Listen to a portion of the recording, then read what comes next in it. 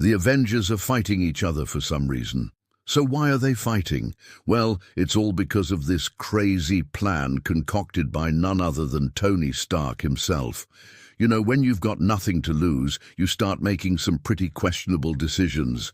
And Tony, well, he's in that very position. In an alternate universe where Thanos snapped his fingers and wiped out half of existence, Tony is now consumed by the guilt of being the one who built the Infinity Gauntlet.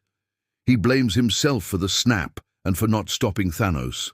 Now, as a last resort to atone for his sins, Tony comes up with a desperate plan. He gathers the remaining Avengers and lays out his reasoning. You see, Tony believes that the only way to undo what has happened is to go back in time and retrieve the stones before Thanos did. But there's a catch. The time heist, as Tony calls it, would require a lot of manpower and resources. And with the Avengers being, well, not exactly a well-oiled machine at this point, Tony decides to take matters into his own hands. He's going to use the stones to enhance himself and become the one and only Iron Maniac. Now, I can already hear the eye rolls from here. Oh, Tony, why do you always have to be the center of attention? But hey, in his defense, he kinda has a point. They do need someone really powerful to take on Thanos, and who better than Iron Man, am I right? But naturally, the other Avengers don't share Tony's enthusiasm. Steve Rogers, ever the voice of reason, points out that enhancing one person goes against the whole Avengers thing. You know, teamwork. But Tony, being Tony, just brushes off Steve's concerns. He's too busy assembling his Iron Man suit, which now looks like it's made out of pure gold.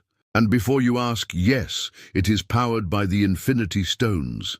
As Tony puts on the suit, he becomes even more powerful than before.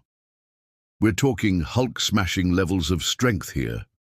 Meanwhile, the rest of the Avengers are still trying to figure out a way to stop Tony. Thor, being the god of thunder that he is, suggests they just, hit him with a big old hammer. But Captain America stops him, sensing that there might be a better way. As Tony flies around in his fancy new suit, taking out anyone who gets in his way, Steve decides to approach him directly.